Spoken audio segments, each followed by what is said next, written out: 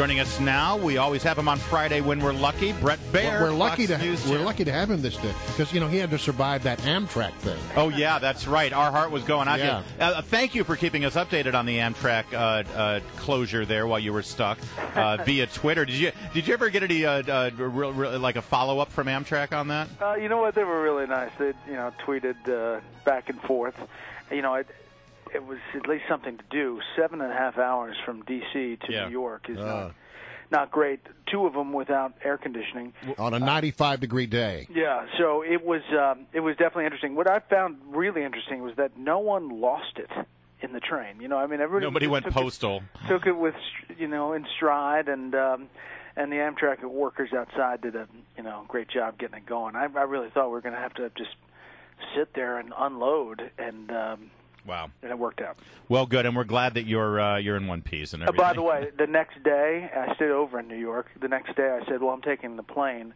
My flight was canceled, the shuttle, and then I got up in the air, and it was an hour-and-a-half delay in D.C. Wow. So I think I'm just going to stay put. So don't travel is the lesson here.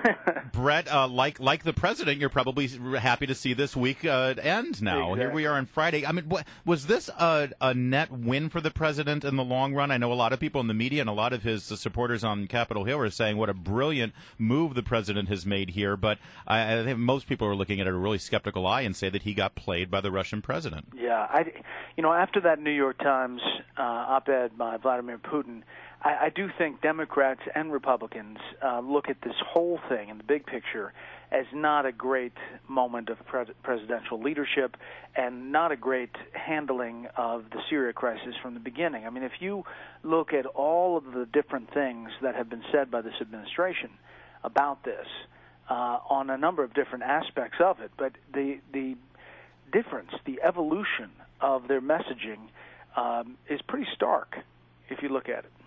Yeah, it sure is. And the House, it sure looked like he wasn't going to get the support of Congress that he asked for. And many people in the House were lamenting the fact that so much of this very short session in September was going to be eaten up with the Syria debate, so much so that they've now canceled one of their recesses so they can take up the government funding bill. What is the landscape looking forward on this? Well, I tell you, it's a bumpy road for House Speaker John Baier, who has to figure out a way to get his caucus to sign on to funding the government with a continuing resolution by September 30th, and then further dealing with the debt ceiling increase after that. I think it's going to be tough to find something that gets through the House that does not include either a defunding of Obamacare or a delay of Obamacare for a year.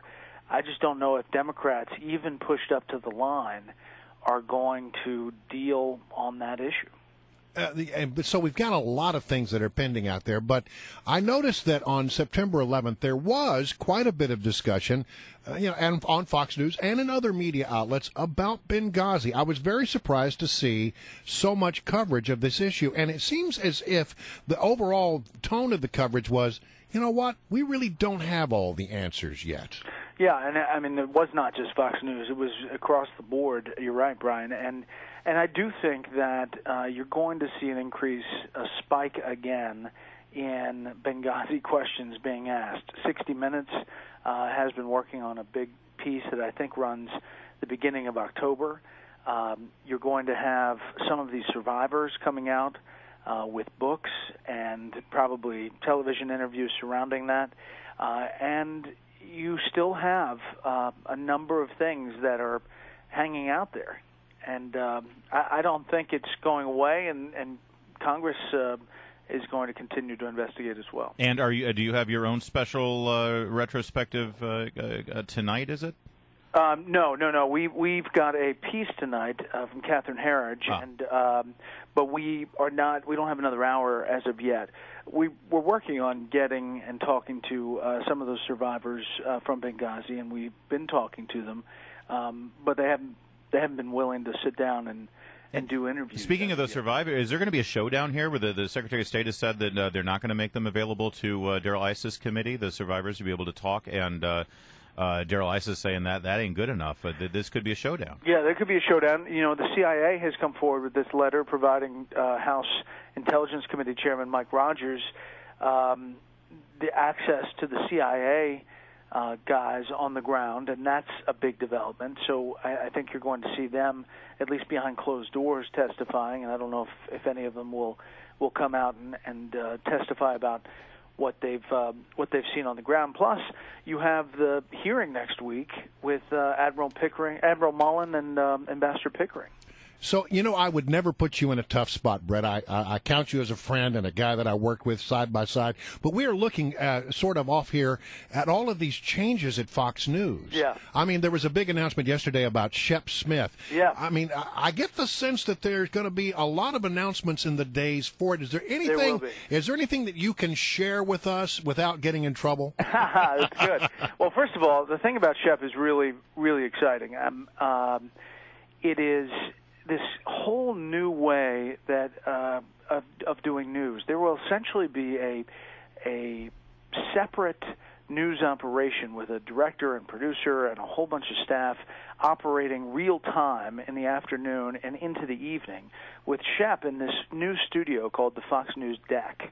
And they will be monitoring around the world breaking news stories and getting video and social media, and they will pop into whatever show, whatever it's warranted, and it's pretty exciting. Will there be a Washington, D.C. operation as well, or an extension of it here, or No. I mean, if it comes to politics, I'll be doing it, or we'll be doing it in the D.C. bureau. But when it comes to any other breaking news story around the world, Shep will pop in. We're excited to see it as well. And as far as the other lineup, I think that you're right, Brian. It'll come out in coming days. All right. In other words, no, I can't. No, I can't tell you. That's right. Now, listen, I understand where you're coming from. All right, thank you, Bret. Thank you, Bret.